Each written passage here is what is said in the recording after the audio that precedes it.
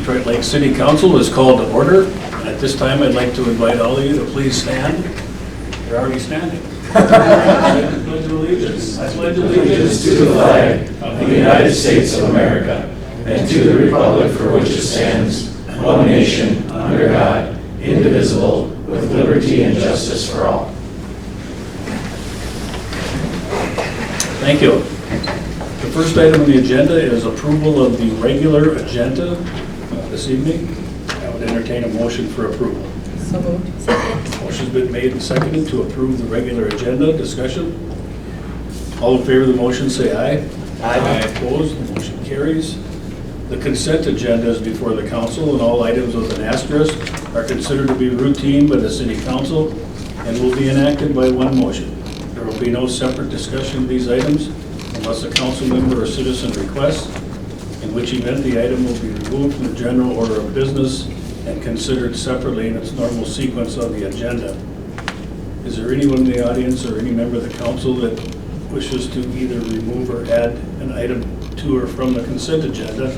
I know there's a gentleman from the Mount Tabor Lodge that would like to make a few comments regarding item 6N, so I would ask that one of the council members make a motion to remove 6N from the consent agenda. I make a motion to remove 6N. Second. And no further items, right? Discussion? All in favor of the motion, say aye. Aye. I move to approve the consent agenda. Pardon? Move to approve the consent Yeah, agenda. we got it. Oh, I thought we just removed it. Removed the item. Sorry, I misunderstood the We motion. approved it that I with the had. item off, so let's. Okay. The minutes of the regular city council meeting, which was held April 9th, 2024, and the city council work session held April 18th, 2024, are before the council, and I would...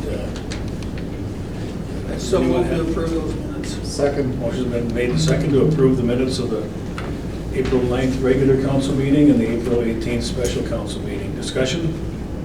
All in favor of the motion, say aye. Aye. Opposed, the motion carries.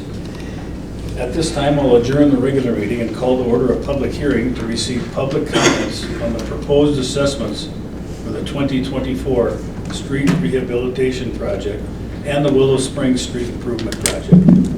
And before we get into any questions or comments, I would call on City Engineer John Pratt for a report. John? Good evening, Mayor and Council. As you mentioned, we'll do a quick presentation here on these two projects. Before we get into this, just a little background on the presentation and the projects. We have to have an assessment hearing anytime we're using special assessments to assist in funding a project per state statute. So we'll go over the assessment policy and calculations and some of the procedures of how we got to where we're at tonight. Go through a little bit background on the project, on what we're doing out there, the costs, and some of the financing and cost distributions related to the project. So after that, as the Mayor indicated, we'll have a period for question and comments. This was really two projects in the beginning. We had a street rehabilitation project and then separately a Willow Springs project. And we ultimately ended up combining these two into one project. But as far as the street rehab project goes, this has been on the city's CIP for a number of years now. We actually designed and bid a portion of the project last year and ultimately rejected those bids. We only got a single bid. The costs were very high, so we rejected them. So it went back to the drawing board last fall and this winter. Actually added to the project scope some additional streets to try to, in an effort to try to really grow the project to get the unit prices down. Had another public hearing in January and then ultimately bid it and awarded a construction contract in March. And then we've actually already started construction the early part of May. The same story really for Willow Springs. Like I said, we just combined these projects. The difference is here, this was an area that was annexed into the city in 2019. We spent a number of years kicking around different options for improvements out there, including sewer and water. Ultimately, the project scope was limited down to just street improvements, doing a rural section street similar to what's out there, and paving the gravel areas that never had any pavement. So same story, was bid last year, we rejected it, went back through the hearing process, design process this winter, and the construction is actually underway in Willow Springs as well. So the project as a whole is focused pretty exclusively on pavement rehab. And so we're using two types of improvement in this project, a mill and overlay, which a lot of people are familiar with. It's just, that's where we grind a portion of the surface off, either just the edges or a little bit all the way across, and then install one new pavement lift over the top of everything. With that process, we do expect to see some reflective cracking come through within the first year or two. Public Works will work to get those sealed up so that we can extend the life of that street. Full depth reclamation is used in areas that are a little bit further deteriorated compared to mill and overlay. And in this process, we actually blend and grind all of the existing pavement and gravel back into sort of a new gravel surface. They trim some of it off, regrade it, shape it, compact it, and then we construct a full new pavement surface from the bottom up on those areas, and get a little bit more service life out of that process. So the streets that we're doing a mill and overlay on are Detroit Lakes Boulevard, some short portions of North Shore Drive, Roosevelt Avenue, Garnett Boulevard, West River Road. The balance of the streets are going to be full depth reclamation, which those include White Clover Beach, portions of North Shore Drive, Randolph Road, 11th Avenue, 8th Street, 15th, Willow Springs Road, Park Drive, Sunshine Drive. So it's a pretty extensive project. I think we've got about 5 miles of pavement rehab, if I recall. In addition to that, sort of the only outliers over on White Clover Beach, there are some lots, a little tough to see there, that are hatched out. Those lots did not have sewer and water services to them, so we thought this would be an appropriate time before we put a new pavement surface down to get sewer and water services extended out from those existing mains to those lots, just trying to avoid folks having to dig into a new street after we get done with the project. As far as the improvements go, Willow Springs and Deerwood Park, it's just a 24-foot wide row section bituminous pavement.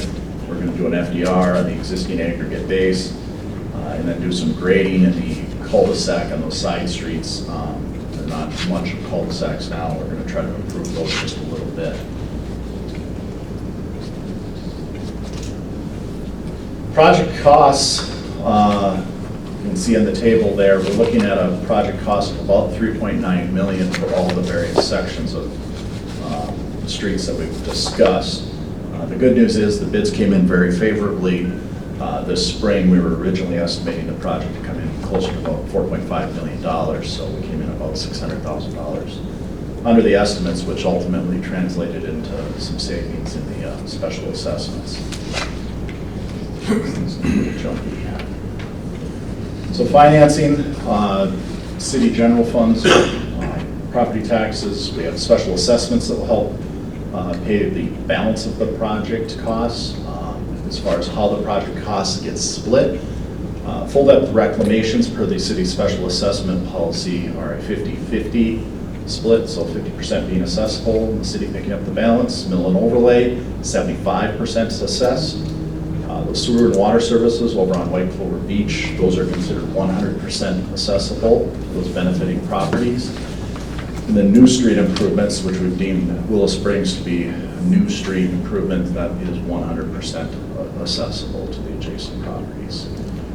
So this is those numbers with that cost distribution applied to it. I'm not, in the interest of time, going to go through each and every single one of these.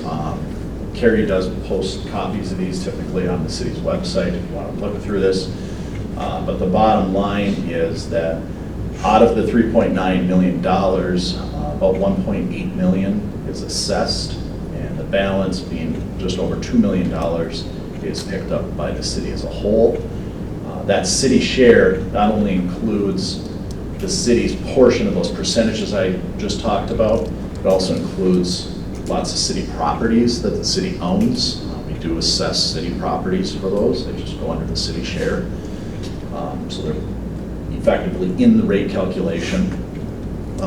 And it also includes non-assessable footage where we have areas of these streets abutting properties that aren't accessible. For example, on Randolph Road, one whole side of that road is railroad, and we can't assess that. So the city ends up by default picking up that share. If we didn't do that, then the assessments to those folks on Randolph Road would be, effectively double. So this keeps it sort of equitable project to project. So we take those costs, and in order to get to a rate, we add up all the accessible units. In the case of the overlays and the FDR, we look at a front footage. So we're looking at all the available front footage and dividing that cost by the available front footage to determine a cost per foot. So most simply stated, it's about 2 times the length of the street. We come up with the footage, divide that cost by that footage to come up with a rate for $1 per foot. In the case of the service laterals, that's a per each sort of scenario. So we take the cost of all the water services divided by the number of water services to come up with a cost per each. And then as far as determining footage, street, like I said, is assessed by frontage. And the most basic example of that is if you have a rectangular interior lot, meaning not a corner lot, and it's a relatively square or rectangular lot, it's the width of your lot, and that's your front footage. Corner lots can get assessed on that side lot footage. If the roads on both sides of the property are being improved, it would be your front footage plus half of your longer side for footage up to 150 feet. Anything over 150 is also assessed, but you effectively get a break on that first 150 feet on that side lot improvement. But you're only assessed for sides abutting the improvement. So irregular shaped lots, which we do have a number of those in this project, those are the ones that generally generate some questions. Lots of lots are all sorts of irregular shapes, but most commonly, I guess, I would look at lots that are pie shaped. They're narrower at the front, wider in the back, or vice versa. The policy has us assign an average width to those. So we do the best we can to sort of average those and come up with a sort of a nominal width to keep things as fair as we can between properties. And again, water and sewer services are by each. So after all of that, this is how we get to the cost per foot. It's up there on the table. Again, I'm not going to read through all of these. Maybe I'll just kind of skim through the 100-foot lots. If you're on White Clover Beach, you're going to have a 100-foot lot. You're looking at about $5,600. Detroit Lakes Boulevard, over $1,200. North Shore Drive is about $3,500. Roosevelt, about $8,700. 8th Street, $2,500. 11th, 15th, and Randolph are all similar. Those are looking at about a $4,700 per foot cost. Garnet Boulevard, West River Road, $2,100. Willow Springs and Deerwood Park are $6,100.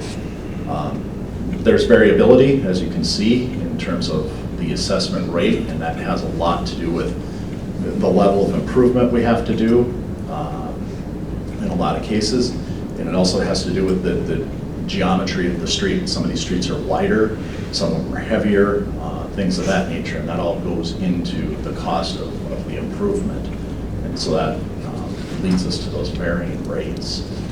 Sewer and water services out on White Clover Beach, $8,700 and $5,500 respectively for the sewer and water service laterals.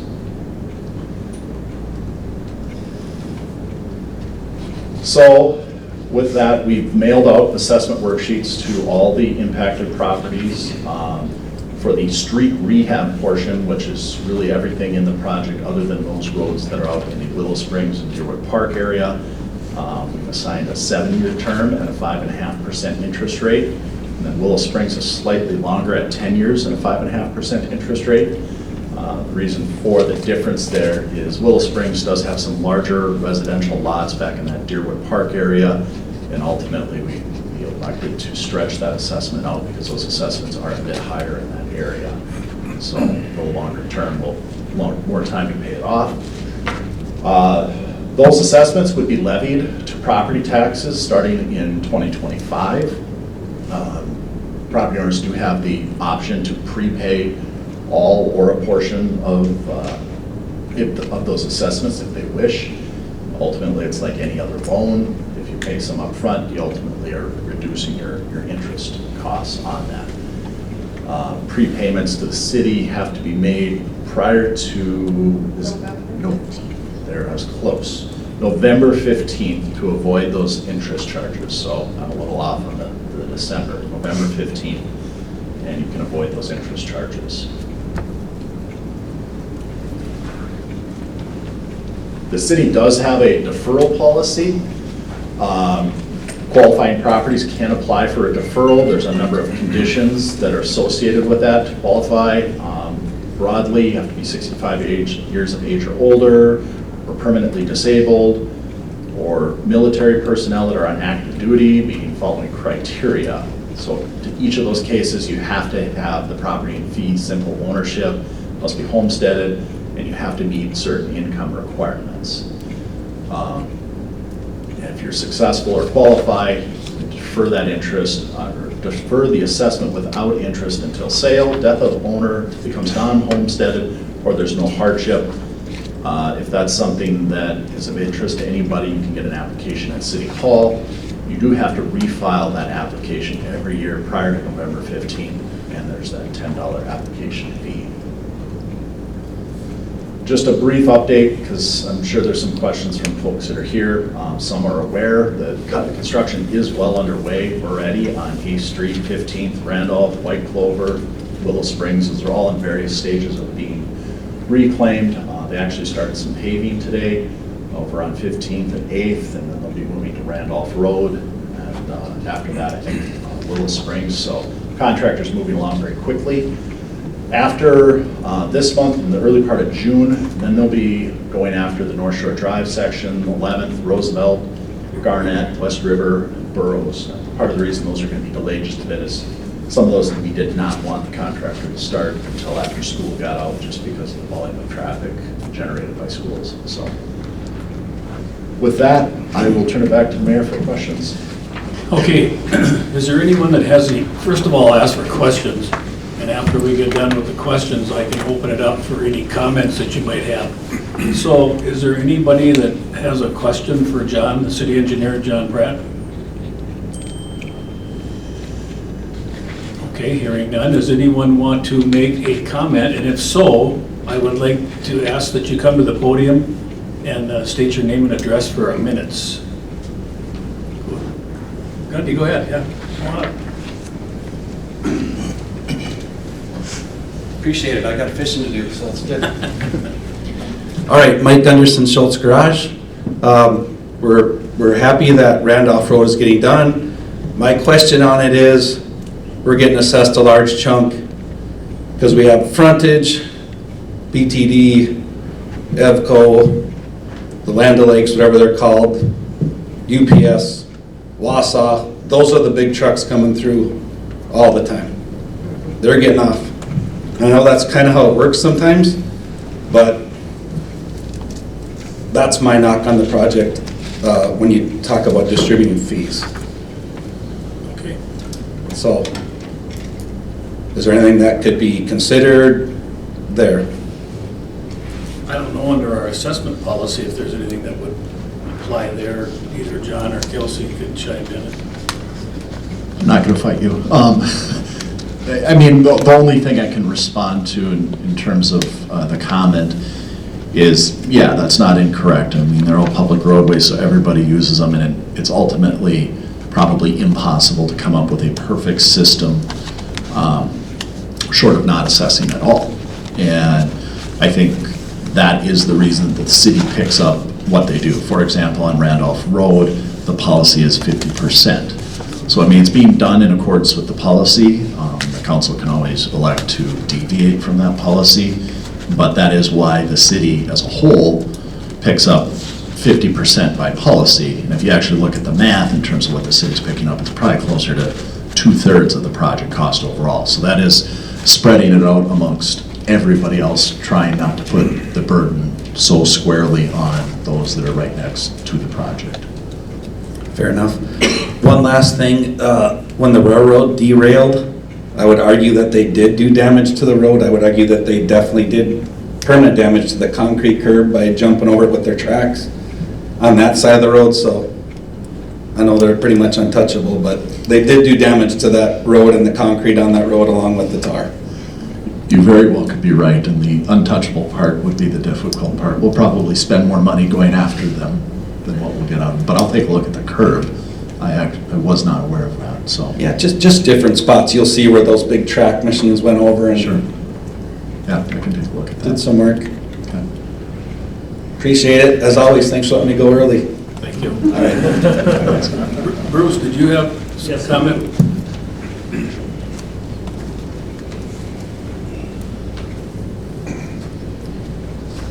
Bruce Hockenall, North Shore Drive, 501 North Shore.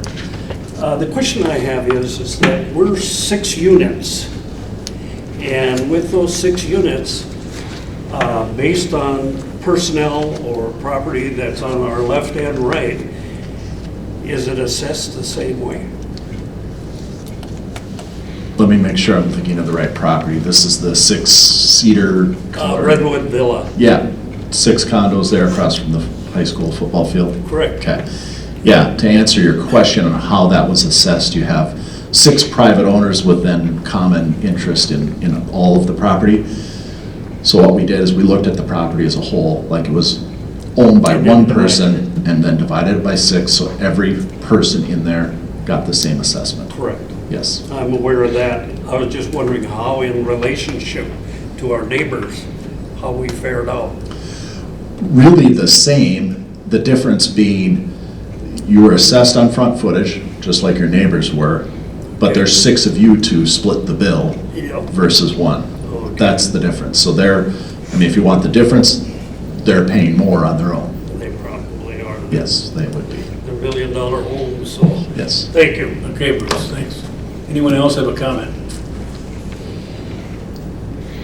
Hearing none, that public hearing is closed, and I would entertain a motion at this time. Ron? The Public Works Committee reviewed this and we give consideration of resolution approving and adopting of the assessment road 2024 street rehab project and also Willow Spring Street improvement project. I so move and I'll make the motion to go through with that. Is there a second? Second. Motion's been made and seconded to approve a resolution and adopt the assessment rolls for the 2024 street rehab project and the Willow Spring Street project. Discussion by the council. All in favor of the motion say aye. Aye. Opposed? The motion carries. I'm going to go ahead and go into the Community Development Committee agenda, but then I'll jump around a little bit because there's some other folks here that have items farther down in the agenda. So with that, Chairman Bogie, take item 5A. Item 5A, consideration to a resolution approving a variance to allow a 0-foot roadside setback and a setback of 33 feet 8 inches from the ordinary high water mark to allow construction of a 1.5-story home at substandard lot of 1149 Westlake Drive. This was discussed last night at CDC. Prior to that, Planning Commission talked to it. It was a unanimous approval. CDC was 2 in favor of it, 1 against, and 1 undecided. If you're familiar with this property, it is right as Highway 6 comes into Westlake Drive. That home right there that is within the road right-of-way. We discussed last night at length that as this looks on paper at a 0-foot setback, it doesn't look real good. You know, the argument was made there, could this set precedents? What we discussed last night was this came to be actually moving it 5 feet away from the road, so out of the road right away, so it actually is improving that. The average width of that lot to get it out of the ordinary high water mark is just unattainable. I think Kelsey or Larry, the width of the lot is 90 feet on one side. It's about 70 feet on one side and 58 on the other. Thank you. So we discussed this last night. As I mentioned, CDC was 2 in favor, 1 against, and 1 undecided. So I would move this for approval. Second. Motion's been made and seconded to approve a variance to allow a 0-foot road setback and a setback of 33 feet 8 inches from the ordinary high water mark at 1149 Westlake Drive. Discussion by the council. Can you just reiterate, you said the zero setback was what? Say that again? It's on the road right of way. So it'd be right up against the road right of way. Currently, as the home sits, it's 5 feet into the road right of way. Oh, okay. So this would be moving it further away from the trail and the road right of way out of that, but right up to that boundary. Okay. Further discussion by the council. The only thing that I had against this project is that when we had that large home, two-story home built right up on the road here, a few years back, we had a lot of discussion from people saying, oh, if they can do that, how come when I come in and get something done, they say I can't get it, but yet they get to do that. And the same thing here, this is even a worse situation. It's a 0 foot, they're right up on the boundary mark. And I just think that when we do this for one, people throughout town see this, because there's a lot of odd-shaped different lots, and we try to improve on this, but we continue to putting this type of lot in, and right now it is right on the road, and there's 0 foot, and I just don't think this is what we should be doing on that property, because it does set a precedent throughout the whole city limits, because they come back and say, remember what you did with the real property. I want to have that same favor done for my situation. And for that reason, I can't support it. Further discussion. Sean? Want to go first? Oh, I'm sorry, Wendy? Oh, that's fine. I was the undecided last night, and after I had time to kind of consider things, take into account all the information that was discussed and shared, I land on moving towards approval. It's an improvement from where it is sitting right now. And I think I've made it pretty clear in the last 3 years that I always want to apply our ordinances and our rules consistently and fairly. And for me to look at a variance, there needs to be some good rationale for that. And I feel like those answers were made last night when we discussed it. And so I would be in agreement and for approving this. I just wanted to clarify that I was undecided and I've had time to consider. And Very good. Sean? I wanted to address the notion of precedent for just a moment. There is not a single ordinance or law that we can write that will ever apply ubiquitously to every single situation perfectly. I just, that's, for in my mind, why a variance exists. And the variance process, the precedent exists if we allow it to exist. Every situation is unique, every property is different. And I think that's what we have to take into consideration here, is what is the specific case here. And this particular property owner is inheriting a problem that kind of occurred earlier, and I get where he's coming from there. And yet, that's the decision that we need to make, is, does this make sense? Is this moving in the right direction? Is it fair to the property owner? Does it fit the plan the city has? And does that, are we willing to live with that variance for the life of the property? And the fact is, he already has a variance. He's already, into the right of way. He's already into the shore impact zone. So if we look at the nature of the improvements, this is a definite improvement. And for that reason, I too would support it. Further comments? Jay? I'll make a comment. I guess basically, in this situation, they are in the road right of way right now. They are within the shore impact zone again. And if he wants to rebuild in the same footprint, he can rebuild. He can't rebuild in the same footprint? Not in the right of way. They force him to take his house off the right of way. No, you don't get a legal non-conforming use in the right of way. All right, I'm not saying that Mr. Wimmer shouldn't get his variance, but you don't accrue a legal non-conforming use if you're constructed public right. okay, well, I'm in favor of the variance. And I guess I'm Charlie or the city administrator or Larry or anybody else. Yeah, so is the footprint of the new project the same as the existing home? Footprint size of the new house? The footprint size will be very similar to it. It may be a little larger footprint as the house, but the overall coverage is going to be less than. So the outside landscaping, the coverage there will downsize. And how about the change in the impact zone? Where is it right now and where will it go to? So just to kind of give you a background on the lot, standard lot size is 15,000 square foot. This lot is right now 6,200 square feet. Yeah, 6,200 square feet current square footage. Right now, our maximum lot coverage is at 50%. Our two widths that we're dealing with, one 60 foot max, and then the other side is about 58 foot. And then current house right now is about 1,000, or 1,400, I should say. And actually, so we'll be going down. So the current house is 1,200 or 1,426. The new one will be right around 1,200. So the footprint size of the current house will drop by 100 and some square footage. Your other question was the setback from the lake. The current setback is 28 feet 4 inches. The proposed setback is 33 feet 8 inches. So they are going further away from the lake. Larry, what is the setback if you're going to build a new home? What's the setback? The normal setback requirement is either 75 feet or setback averaging with the houses on either side of you. So you would take the setback from the houses on either side of you, divide that by 2, and you would have that as your setback, with the exception that we typically restrict people from building in the shore impact zone, which is 37.5 feet. In this particular case, because of the shallowness of the lot, that is not possible. But see, that's part of my... I mean, they're building a very narrow house. They're not building a real wide house. No, I know, but we're that right up on the lake frontage. Everybody would like to be that close on it, and that's the part I have. We have a chance to eliminate this happening. We keep doing it. So that's why I can't support it.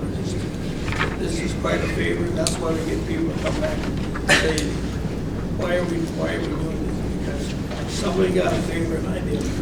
These are favors. Does the city engineer have something? So, city attorney. Or the city attorney? I just want to clarify that the non-conforming use part, though, does apply as far as the shore impact zone.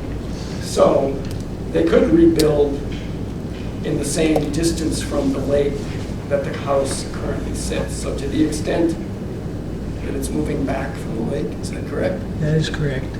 That is actually an improvement over what they would otherwise be legally entitled to. Okay, well, I think we've heard all the details on this, so I think I'm going to call the question. All in favor of the motion, say aye. Aye. Opposed? Aye. Motion carries. Matt, before you continue, without objection, I'd like to jump down to item 7D, which is regarding the library project. Kelsey, do you want to introduce us? Yes, Mayor. Okay. Mayor and Council, in your packet is a resolution authorizing an application to the Department of Education for a library construction grant. You might recall last budget sessions, we were talking quite a bit about roofs, and we were talking about the library roof and the possible need to replace it. The city contracted and did some repairs late last fall on the roof. Unfortunately, we're still having some leaking issues at the library. And really, the solution to all this is looking at doing a roof replacement. In addition to that, you might recall last summer, the council approved a painting contract for basically the fascia, the soffit, and the frieze panels that are on the old part of the library. Basically, our scope of work did not meet SHPO requirements, so we were not able to proceed with that work. Subsequently, to basically follow those requirements, we received some quotes. It's going to be considerably more money to do that work. On the desk, you should have kind of a budget worksheet that Pamela, who's the librarian there, has been working off of for what we're looking at as a total project budget. That would include the roof, the fascia, the soffit, and those terracotta frieze panels. What we're proposing to do is apply for basically package that all together into one grant application. There is a 50% match, so of course that ends up being a sizable match, but as you can see, it's a sizable project to do. And at this point, it looks like it's something that's inevitable that we need to do one way or another, so we might as well apply for a grant and see if we get funded. In the resolution, we have an amount of $500,000. That was a placeholder that we had in there when we sent out the packet. If you look at the budget worksheet, you can see we're up to $1.1 million in a total project cost. There's still a few things that we don't have current numbers on. One of them is the ADA compliance. We're going to try to get some updated numbers on what it would cost to replace the existing elevator that's there. We expect that to be potentially a significant dollar amount. So what we're asking for is authorization to do the grant application up to a match of $750,000, because time is of the essence, because we have to have the grant application in this Friday. So I wish we had all those estimates to you tonight, but we just don't have them. So with that, again, Pamela's here. I think All Stars here, who provided some quotes on the roof, and they're also working with another contractor on restoring the terracotta and the fascia and the wood trim. So is there any questions from the council regarding the project and the grant application? If not, Dan, we would call on you for a motion. Sure, this is consideration of a resolution approving the library to submit a grant application with the amendment of up to $750,000 grant match instead of the $500,000 as it's stated in the packet. Finance Committee reviewed this afternoon, recommends approval, and I so move. Second. Motion's been made and seconded to approve the resolution approving the library for the submitting of a grant application for the library improvements. Discussion? All in favor of the motion say aye. Aye. Opposed? Motion carries. And also, I would like to jump to item 6N, which we removed from the consent agenda, and that's regarding the Mount Tabor Lodge special event. And there's a gentleman here that would like to address the council. Good evening. Good evening. John Anderson. I live in Lake Park. Member of the Mount Tabor Lodge here on North Washington. Member of the Lake Park City Council. Hi guys. Member of the Lake Park Fire Department. Hi Mike. The ambulance service. El Zago Shriner, and of course I'm here because I am a Freemason. A little speech, very handwritten, and I forgot my reader, so please bear with me. I am the current master of the Mount Tabor Lodge, Masonic Lodge here in town. Thank you for allowing me to speak with you guys tonight. First, I'd like to give you a little history. The city of Detroit Lakes, founded by Colonel George Johnston in 1871, changed the name to Detroit Lakes in the 1920s. The reason I'm here is because 3 years after being founded in 1871, in 1874, Mount Tabor Lodge was formed. 3 years after the city of Detroit was formed. We've been part of this town almost from the beginning, met in different store fronts that were owned by members at the time. The very first Masonic Lodge, sorry, nervous, I hate speaking in public. First Masonic Lodge ever built in Detroit Lakes, still stands in town, is currently the Main Street Restaurant. Main Street Restaurant. The second one is a building they used to sit where the drive up for the pharmacy is for St. Mary's Hospital. And then we bought the old Bell Telephone building that's north on Washington. All right, I lost my spot, sorry. I remember that one by where the pharmacy is. I actually do too. Yeah. I was very little, but I remember it. Some of the last names of the very first members were Ball, Johnson, McAllister, Gould, Whitney, Rossman, Bridgman, Word, MacArthur, Wilson, and McKenzie. Some of the probably the founding members of this town. So we've had a hand in it for a long time.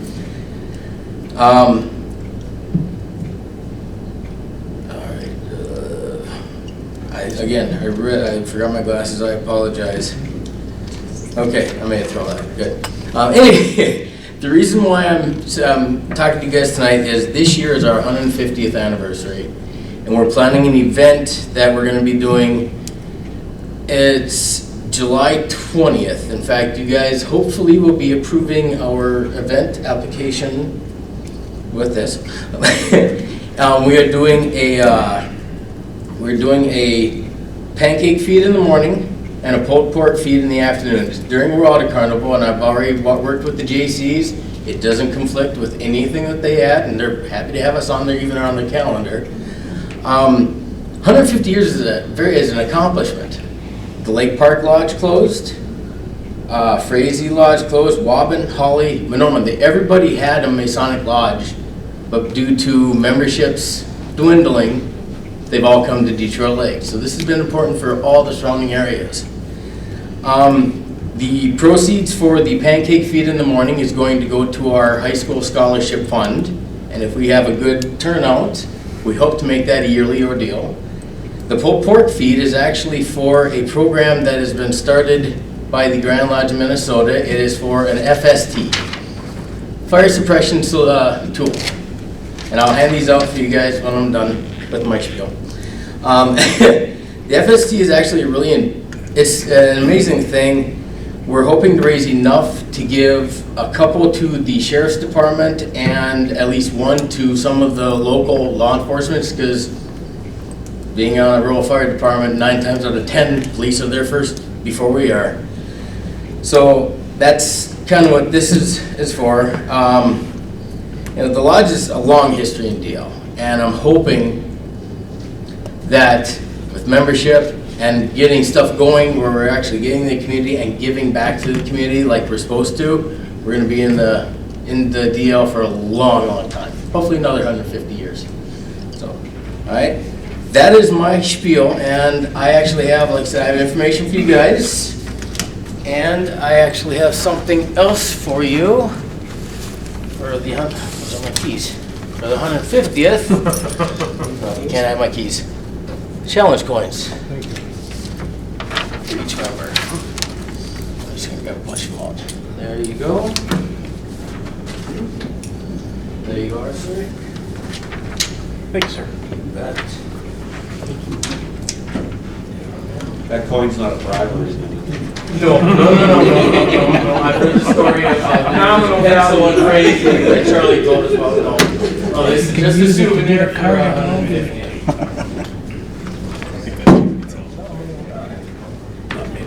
I apologize. Thanks. There you are.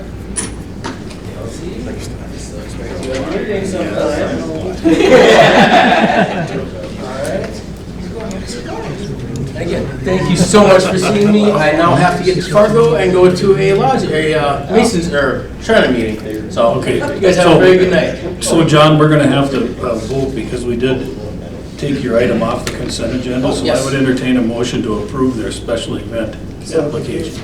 Consideration to approve the special event application of Mount Tabor Lodge for the 150th anniversary located behind 517 Washington Avenue on July 20, 2024. I so move.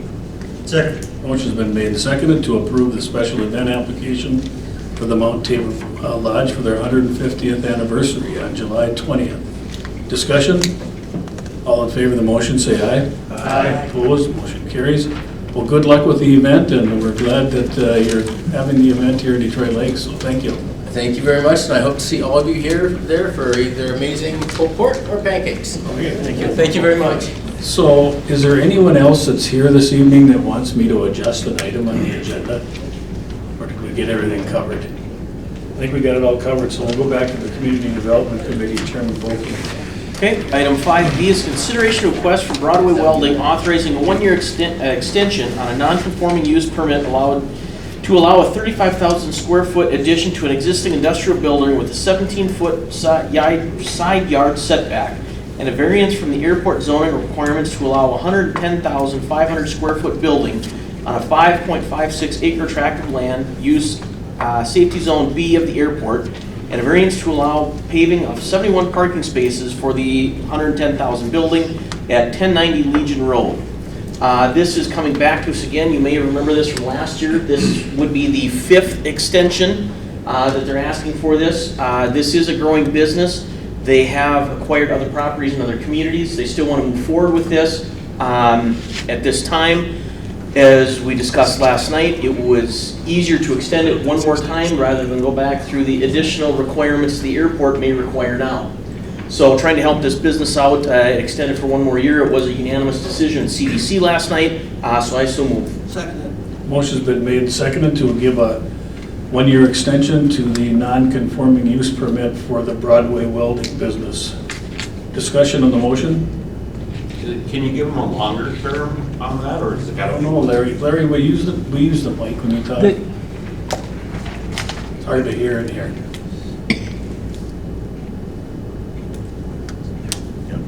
I'm on. All right. Okay. The ordinance is written so that it allows a variance to be good for 1 year, so you can't extend it longer than that, you just have to keep doing it annually. Further discussion? All in favor of the motion, say aye. Aye. Opposed, motion carries.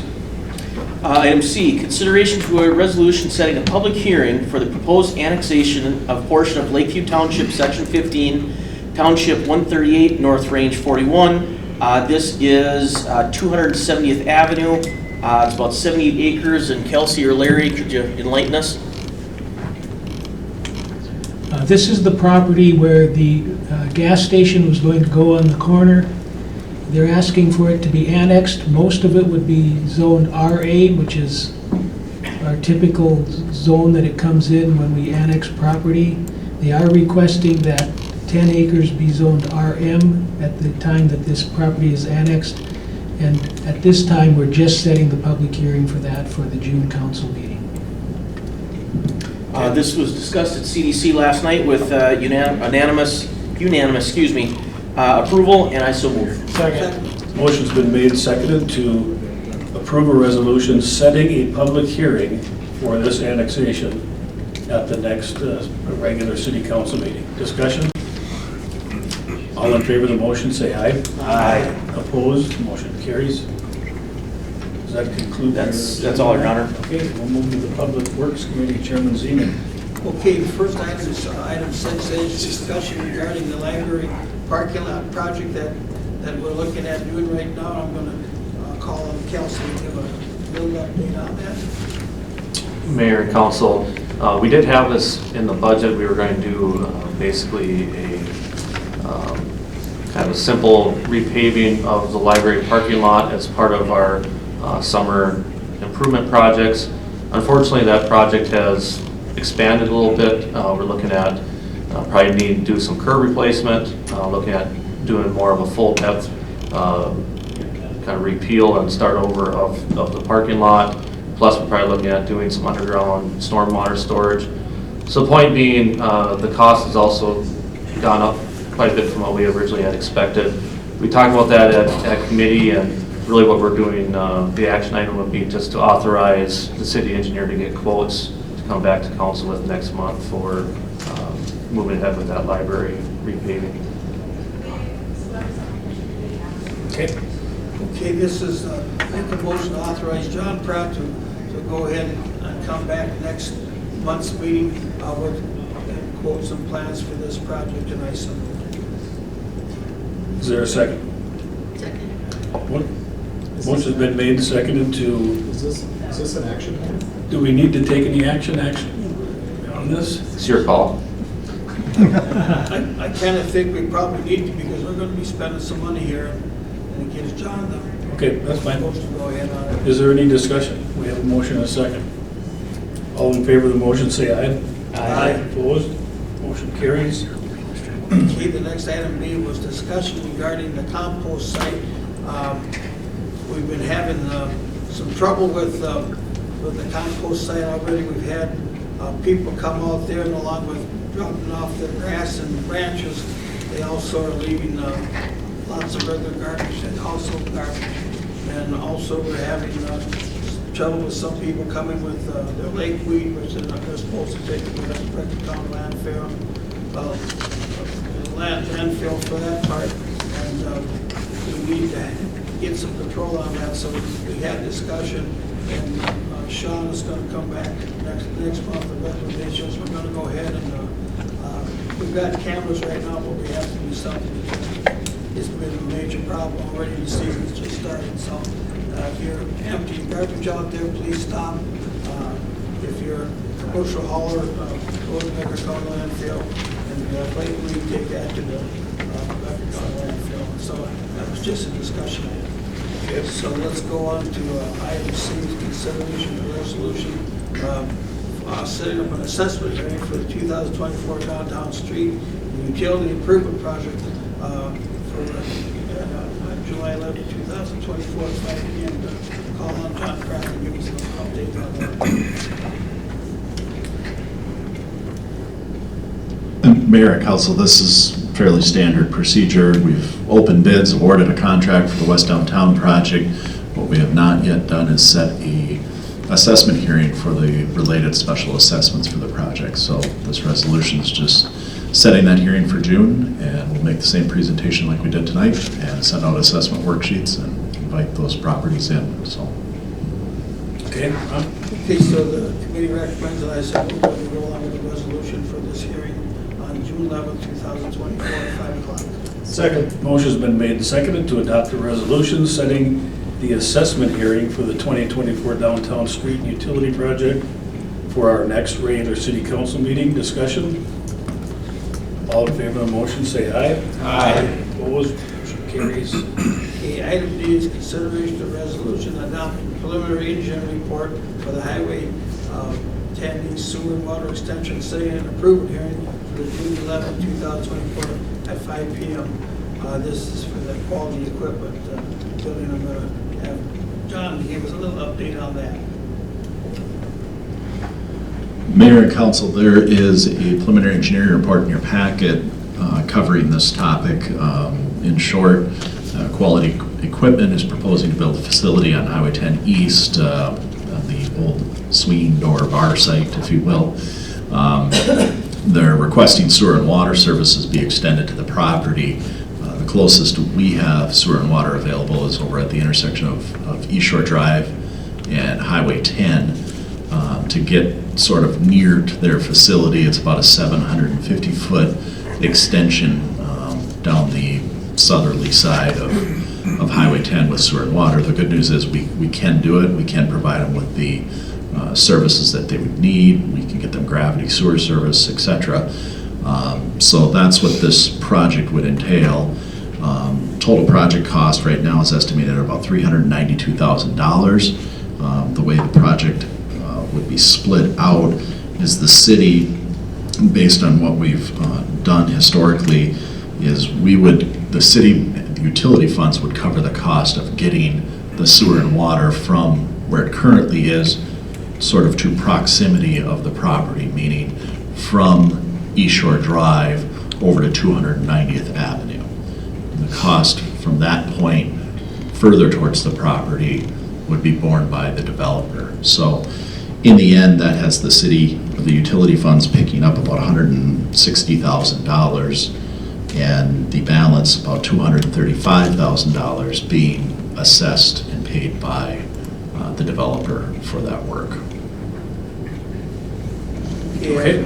As you know, this has been a blighted area since 1970, and this is a chance for us to get that area cleaned up for new business. Hopefully, improve that whole Highway 10 East part of our city. The community reviewed this project, and I support that we do approve the resolution coming up for our June 11th meeting of 2024 at 5 o'clock. So moved. Second. Motion's been made and seconded to adopt the preliminary engineering report and setting an improvement hearing for June 11th, 2024 for quality equipment. Discussion? All in favor of the motion say aye. Aye. Opposed? Motion carries. Next item is item E. This is consideration to a resolution rescinding a resolution of 2024-0409D in the abandoned parking on Frazee Street. We have a correction there, and I'm going to have John explain that to you. Mayor and council, the explanation is the city engineer doesn't know the difference between east and west. And last month I errantly put west of Lake Avenue so many feet, and it should, I'm sorry, I put east of Lake Avenue so many feet. See, I'm still struggling. The ban should be from Lake Avenue to the west, just about a half a block there. So this is just a correction for my error. Okay. We should probably also include a compass for John. Yeah, we should. Recommend to approve this resolution as so moved. Second. Motion's been made and seconded to adopt the resolution, rescinding the resolution. Does it also correct the resolution? Okay. Discussion? All in favor of the motion, say aye. Aye. Opposed, the motion carries. The item F is consideration of approving a park use lease with Market City Fritz Family Foundation. But have Kelsey review this with us. Mayor and council, in your packet is a park use lease agreement. Mark and Cindy Fritz Family Foundation. It's the owner of some property that we commonly refer to as the Fingelson Farm, which is at the location of County Road 54 and Randolph Road. At that intersection, there's kind of some farm field kind of along Randolph Road, and you got quite a bit of topography going up on a ridge line. And this is really stemming to the troll project that is taking place this summer. One of the trolls will be placed on this property that they own, and they have requested the city to lease the property so that way it would be available for public use. So basically, the public can come and go on the property and visit the troll. Part of that is then the city does provide basically general liability coverage as used as park space. It also does spell out, there is consideration for some nominal costs that the city would be responsible for. Again, mentioned before, that could be related to like garbage pickup, all sorts of things, but it's limited to a maximum of $1,000 per year. It is an annual lease agreement, so it would have to be renewed at this point annually. The park board had reviewed this at the last park board meeting. They had recommended approval. Of course, Charlie helped draft this, so if you have any questions for Charlie or myself. Okay, Ron? The committee reviewed this park use lease, and I so move. Second. Motion's been made and seconded to approve a park use lease with the Mark and Cindy Fritz Family Foundation for the Fingelson Farm Park, which I don't know if it has a name yet, but Orton Stone Garden. Orton Stone Garden, okay. All in favor of the motion, say aye. Aye. Opposed, motion carries. Yeah, I have one other item before we go to the engineering report here. We have a handout there. This is an application for a special event for the VFW Club VAV Street Dance. That's going to be held on June 15, 2024. Dance will go until 12 a.m. to clean up and so forth. Information. Go ahead and make so. Second. Motion's been made and seconded to approve a application for the VFW for a street dance. Discussion on the motion? All in favor of the motion, say aye. Aye. Opposed, motion carries. Okay, then also have consideration to approve and quotes for a concrete for the new pickleball court at a Peoples City Park, and we do have bids that have come in. I'm going to call on Sean to give a little update on that. Mayor and council, if you recall last fall, the Pickleball Association paid to excavate out 4 feet next to their current site and backfilled with sand. And they have started their fundraising process, and I know confirmed so far they have $91,427.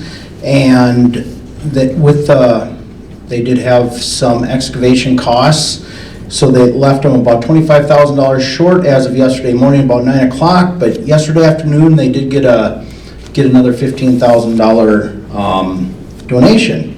So with that, they're getting real close to being able to put concrete down for their pickleball court. So I did solicit bids for that concrete, and we did receive 2 bids. And I recommend going with the lowest bid with Classic Concrete at $79,900. Okay, and as Sean was saying, this project is completely paid by the Pickleball Association and paid all the costs of this. So I move that we go ahead and accept the Classic Concrete bid, $79,900. Is there a second? Motion's been made and seconded to approve the quote of $79,900 from Classic Concrete for the new pickleball courts in People's Park. Discussion? All in favor of the motion, say aye. Aye. Opposed? Motion carries. Okay, the last item we have is acceptance of the city engineer monthly report. Have John give us an update. Mayor and council, we're definitely starting to get back into construction season here. So far, there hasn't been any real significant work on Campbell Avenue and Linden Lane, but I expect that work to resume here in the next week or so with some turf restoration and a few cleanup items followed by the final paving. So hopefully by the June meeting, we've got that project pretty well wrapped up. Same is true with Summit Avenue. They actually have started some work there with some replacement of some cracked panels, things like that. Getting ready for turf restoration and paving on that project as well. No work yet to report on Terry Street. Would expect, again, sometime in the next month and a half, that project to get completed. The street rehab I mentioned earlier, that project is well underway. The contractor is doing very, very well. Aggressively going after the project. I would say they've got 30% complete. That's probably a little light at this point. They've started paving activities on the first half of the project, with the second half starting here probably early June. So moving right along with that. Nothing to report on Southwood Shore Estates. West Downtown project, I had some communication with the contractor today, Howell Detroit Lakes. They're intending to start that project the week of June 17th, so right in the middle of June there. So we're getting a few preliminary things taken care of with them, but about the middle of June, we'll start to see that project get underway. And then the new water tower is out for bid. We're scheduled to open bids on that towards the end of this month. And we would bring those bids to Public Utility Commission and City Council in June if everything goes to plan. So that's all I need to touch on. Okay. That's all I have here. So we'll need a motion. Okay, I'll make a motion to accept John's report. Second. Motion been made and seconded to accept the city engineer's monthly project status report. Discussion? All in favor of the motion, say aye. Aye. Opposed? Motion carries. So we'll move to the Finance Committee, Chairman Josephson. Item 7A, I don't know with Kelsey or Heidi want to tackle that one quick? Mayor and council, I think we talked about this before. This is for the 2 new 6-unit T-hangars being constructed at the airport. The project is being financed, and then the revenue from the airport hangars will be the revenue source to pay off the debt. We're looking at a total issuance of $1.3 million. It's a split issuance because the city and the county are both partners in the airport. So the county board, they'll be approving a similar resolution and pledge agreement. Again, the resolution authorizes the financing, and then the pledge agreement pledges the hangar rents to the bond. Yeah, the financing is coming basically through local sources potentially, instead of going out on the open market to be shopped around locally. So we'll give some of our financial institutions a chance at some financing. So with that, item A is consideration to a resolution authorizing issuance by the city of its $1.3 million taxable general obligation municipal airport revenue bond series 24A and approving the execution and delivery of a pledge agreement. Finance Committee met this afternoon, reviewed this, and recommends approval, and I so move. Second. Motion's been made and seconded to adopt a resolution authorizing us to issue $1.3 million in bonds for the airport. Discussion? All in favor of the motion, say aye. Aye. Opposed? Motion carries.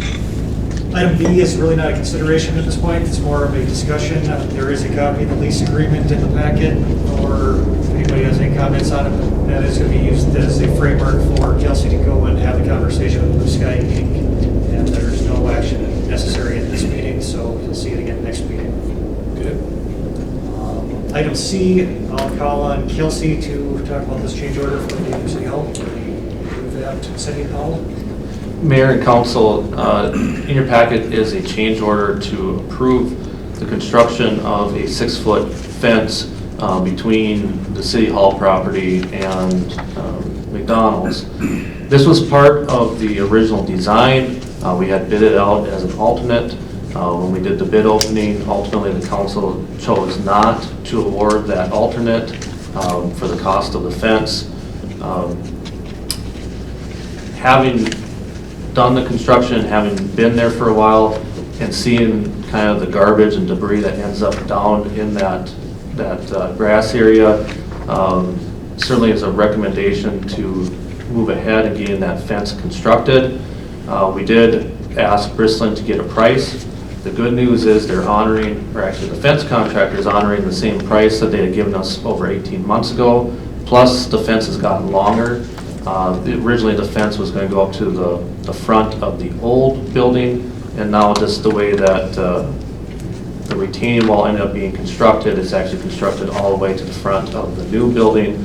So the fence got longer, but they're still willing to honor their price. So I guess staff is recommending getting a fence constructed if possible.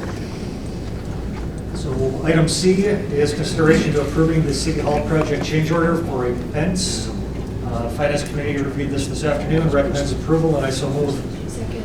Motion's been made and seconded to approve a change order to construct a fence at the new remodeled City Hall. Discussion? Do we know what the price is going to be at this time? Yes, it's in the packet. It's What was the? total price is $51,361.20. Thank you. Further discussion? All in favor of the motion, say aye. Aye. Opposed? Motion carries. Now we're down to 7E, which is consideration to approving the 2024 summer DMRA rates. Tom with DMRA was at the Finance Committee meeting this afternoon. They are making a little bit of a change, and that's the reason why we're bringing back the summer rates to the full City Council, is because they are opting to allow for the cross-country and the just general trail use to go to a non-fee structure, so those will be open to the public. They're also looking at reducing the price of their lift passes and some of their bike rentals too. So they're trying to change things up a little bit, get a little bit more traction with people going out there, and hopefully that draws some more opportunities in the future. So with that, Finance Committee reviews this, recommends approval, and I so move. Second. Motion's been made and seconded to approve the 2024 summer Detroit Mountain Recreation Area rates. Discussion? All in favor of the motion, say aye. Aye. Opposed? Motion carries. Item F, I will just hand it right over to Kelsey and you can talk about it. Mayor and council, in your packet is a memorandum of understanding, an MOU between the city and AFSCME, which is our bargaining unit for public works employees. Basically, that page and a half is a long way of, 2.5 pages, is a long way of basically spelling out the ability to do a 4-10 work week. Public works employees currently work standard 5-day, 8-hour work week. This would be an opportunity to try it this summer. It's limited from June 3rd to August 23rd. So with that, item F is consideration to a memorandum of understanding with AFSCME to make adjustments to their summer shifts. Finance Committee reviews this, recommends approval, and I so move. Second. Motion's been made and seconded to approve a memorandum of understanding with AFSCME, and that's in regard to the 4 10-hour day work weeks for the summer. Discussion? All in favor of the motion, say aye. Aye. Opposed? Motion carries. Item G, I'll hand over to Kelsey too. Mayor and council, in your packet is a notice that would be issued to LELS, which is our bargaining unit for our police officers, establishing a tuition reimbursement program. Basically how this would work is it's a little bit of a retro payment. So basically any new hire that is graduated from a qualified law enforcement program within the last 12 months would be eligible for a $5,000 tuition reimbursement. There is a clawback provision that if the employee would leave within a year, they'd have to pay back the full $5,000. If they leave within 2 years, they got to pay half of it back. Again, this was discussed as kind of an incentive or a recruiting tool to try to hire some more police officers. With that, item G is consideration to approving a notice regarding tuition reimbursement under Police Department Education Assistance Program. Finance Committee reviewed this and recommends approval, and I so move. Second. Motion's been made second to approve a notice regarding tuition reimbursement under Police Department Education Assistance Program. Discussion? All in favor of the motion say aye. Aye. Opposed? Motion carries. Nothing further. Okay. We'll move to the Public Safety Committee, Chairwoman Spry. Thank you. Item 8A, consideration to approving a parade permit for VFW post number 1676 on May 27, 2024. Committee discussed this. This is an annual event, and we unanimously recommend approving this. So I so move. Second. Motion's been made and seconded to approve a parade permit for the VFW Memorial Day Parade. Discussion? All in favor of the motion, say aye. Aye. Opposed? Motion carries. Item 8B is consideration to approving the issuance of a fireworks display license for Lake Shirts at the Lodge on June 4, 2024. My understanding is they are having an anniversary celebration on that date at the Lodge. The barge would be used out on the lake for the setting them off, and their pyrotechnics company, Premier Pyrotechnics, will be handling all of the activity. I don't know the right words to say, light them up. We had a discussion about this and are unanimously recommending that the City Council approve it, and I so move. Second. Motion's been made and seconded to approve the issuance of a fireworks display license for Lake Shirts on June 4th. Discussion?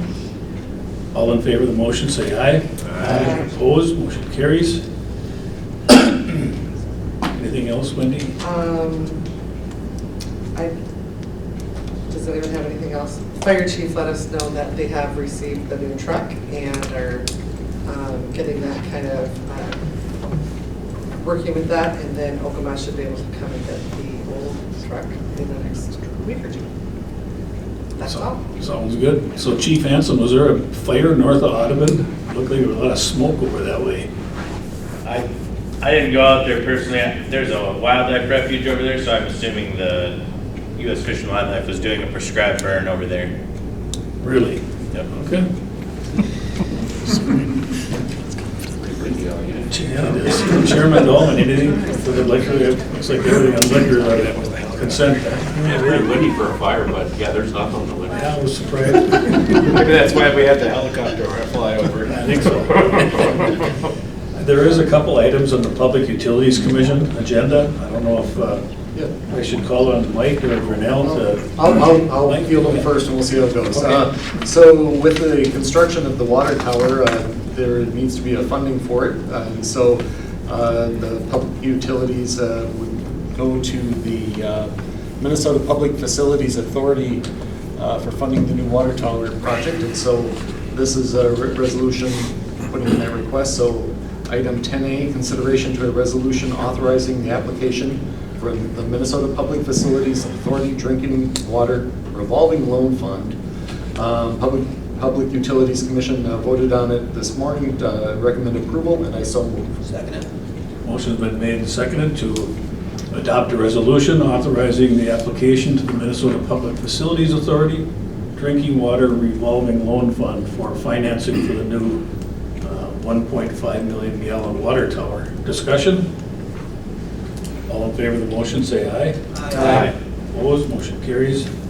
And then item 10B, the Public Utilities Commission has discussed the possible purchase of a property located at 1190 11th Avenue Southeast. The purpose of the land acquisition, subject to council approval, is to improve some industrial substation layout and also to place new electrical generation to replace the old turbine which is located downtown. So item 10A, consideration to approving a purchase agreement for 1190 11th Avenue Southeast. Public Utilities voted on it this morning to recommend approval, and I so move. Second. Motion's been made and seconded to approve a purchase agreement for 1190 11th Avenue Southeast to be purchased by the Public Utilities. Discussion? All in favor of the motion, say aye. Aye. Opposed, the motion carries. Okay, so we've got an item on our city administration regarding the pavilion. Is there any other city administration items that we should take care of before that? No, you got the HRA appointment if you want to do that. Sure. I would recommend the name of Chris Jaskin to be appointed to the HRA board to fill the term vacated by Dave Nyson. And is Dave resigning now, Ron, or is it Yes. starting October 5th? Both- Oh, it expires October 5th. Expires. So he'll take over now. But he's gonna take over now because Dave was kind of getting ready to retire.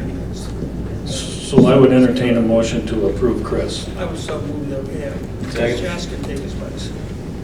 Is there a second? Second. Motion's been made and seconded to appoint Chris Jaskin to the HRA board.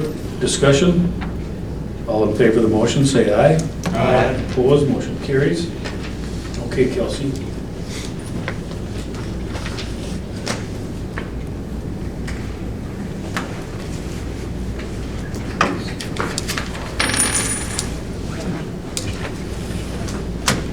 Carrie, can you make that screen quit jiggling like that? Shut the HVAC off. Starting to get nauseated. When the trains go by, I think it bounces. Is that what it is? I think it's the HVAC. Well, it could be that. So, Mayor and Council, this is kind of a continuation from our discussion from the special meeting in April.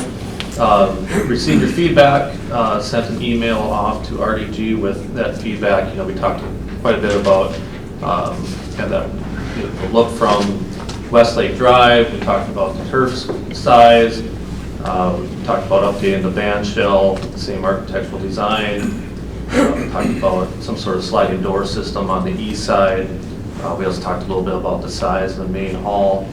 I got some updated renderings just late yesterday, so that's why you haven't seen any of these yet, because we just got them fairly recently. I would say, I'd preface this as probably being a little incomplete.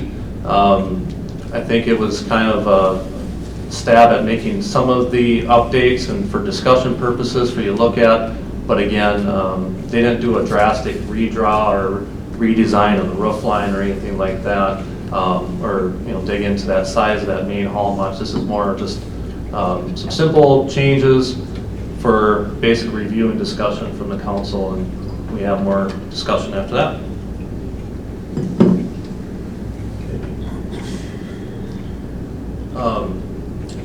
Again, similar layout to what we looked at before. Again, we're working off of, I'm going to say, kind of that Northwoods kind of look that we had last month.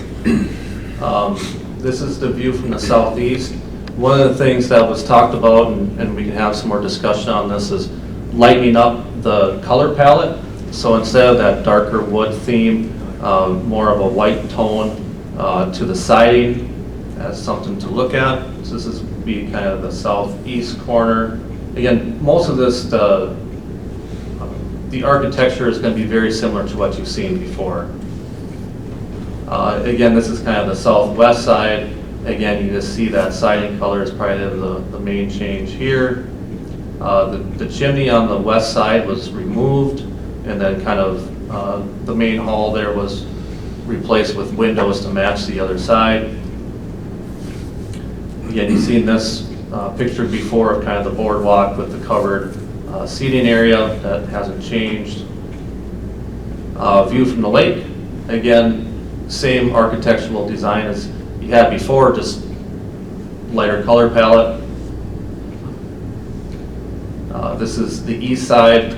They replaced the overhead door with more of that sliding door system. Again, maybe a little incomplete as vision, maybe more of a that whole side kind of opening up rather than just an area, but again, it was kind of a quick fix they put together.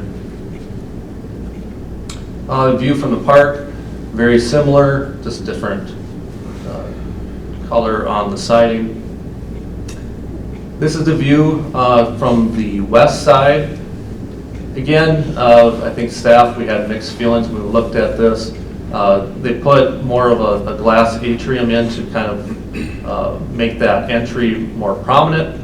Put some signage, again, kind of a placeholder. Again, don't buy in too much on that signage, but the idea that you could have some signage on that wall. It's a very visible location as you come down Westlake Drive. Again, maybe some mixed feelings on whether they nailed that or not on that entrance on the west side. So again, for discussion purposes, if you option A, what I labeled here is what you looked at a month ago. Option B is kind of that whiter color palette. So again, this is kind of the this is what I've been telling people all for a while. We've continued to hash out some of the designs for the pavilion.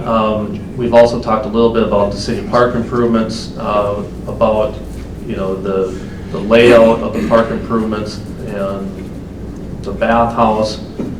We can continue to keep having these discussions. I know at some point we really need to do more public outreach.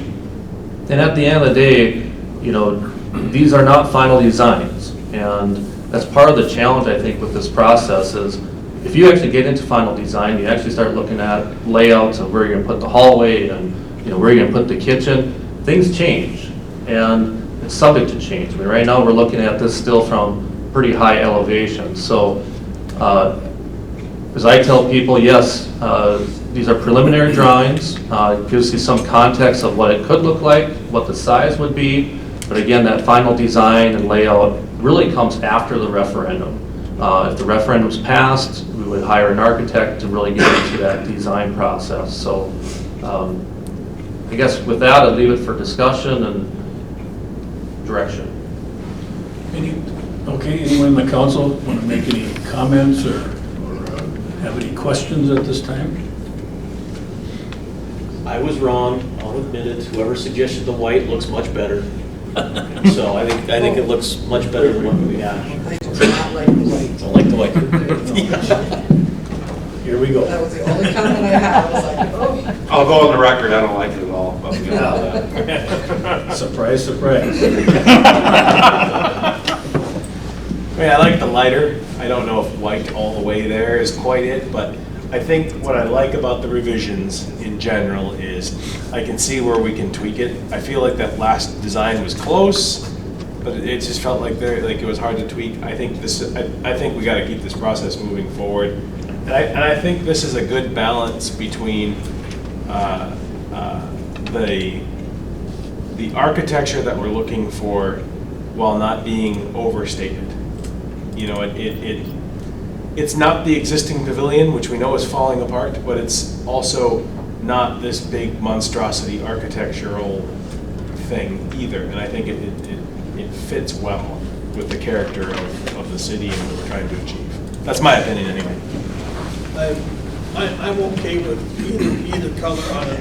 The one thing that I'm concerned about though is that when you come down Westlake Drive and we're looking at that entry that we have right now, I wish we could have more of the feel that we have on the lakeside, on the west side coming down to look at that. But I do agree that what Kelsey said, we've got the design on the outside, but when we get done with the vote, if it gets passed, and I certainly hope it does, that we can work on the inside and get that detailed with an architect on it. But we do have to get going on this, and I'm in favor of either way on it, but we can do a little something, when you come down Westlake Drive, looking at the end, I wish you could do something to make it a little more snappy. I don't know if that would take that, I'm gonna try to have this time, but I don't think we're quite there on that west side, I guess.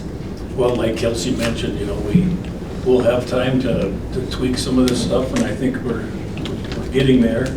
Maybe not there yet, but we do really need to get going, because we need to go up to the public and have some open houses and do some presentations at different functions, and so. What are our next steps? I think we need to probably schedule some open houses, probably would be the first step. Yeah, I mean, procedurally, I mean, the main one that you have to do is no later than the August council meeting, the city council is going to adopt a resolution authorizing the referendum. So that's the key one. Yep. But the rest of it is kind of this somewhat ambiguous public outreach, right? So when we did the police department, we did a lot of open houses, we did a lot of presentations, and we went to every Kiwanis and Rotary group around and presented. So I think that's the same type of thing we need to do here. I know, you know, the PD was a little different. Chief and I and other members of the council did that. I know to some extent there's a community group that also wants to support this, that also wants to do some promotion of it. What that looks like, I don't know if I have a clear answer of what that public outreach is going to be, but we know we have to do some sort of word to get out. I have some FAQs drafted that I want to get on the website. You know, again, from the city standpoint, we can't lobby, we can't campaign. All we can do is put out information, put out facts. So that's kind of where I'm at. You know, we'll put out the FAQs if someone wants to pick up with that, and you know, do more of a community support group campaign. That's on the community, but. So is there any opportunity to have the resolution voted on in June? I mean, there's no benefit of waiting until August, whether or not, I don't think anyone's going to change their opinions one way or the other, so. Absolutely, we can do that. I think it might be good to. Beneficial to move it forward faster or sooner. I would agree, and I'll just comment on the color. I've been hearing from different people that they'd like to see the pavilion a little bit more beachy. I don't know quite what that means from an actual architectural standpoint, but the thought was to lighten it up a little bit. You know, we're going from a white beachy building, people think it's beachy, to a very North Woods building, and so it was trying to get somewhere in between was the reasoning for, I think, was the reasoning for trying to lighten it up a little bit, but I would agree. I would like us to approve the referendum sooner than August if we can. So Kelsey, why don't you plan on putting it on the June agenda, and then maybe in the meantime, you and I could get together and we could kind of lay out, you know, how we want to proceed with some of this information to the public. We could present that to the council in June.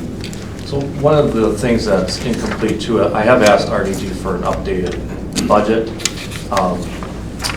You know, the old budget was based upon the old two-story option. So like we talked about before though, looking at that budget, we might have been a little heavy on the building costs, but we were probably light on some of the park improvement costs. So again, the legislative authority is a max of 17.3. So when the council adopts the resolution, we'll have to decide what the referendum question is going to be. It could be the max, 17.3, or it could be less than 17.3. That's a decision, but I have not seen that revised budget yet from RDG either. And again, it's going to be probably a lot of contingency involved in it because, again, we haven't gotten to design, so you've got to just pack in some of that contingency. We don't know what construction costs are going to be 18 months, 2 years from now. So, I would think too, because Kelsey's going to have a lot of stuff to get on this design part, and if we can't do it in June to get everything easy, then I'd say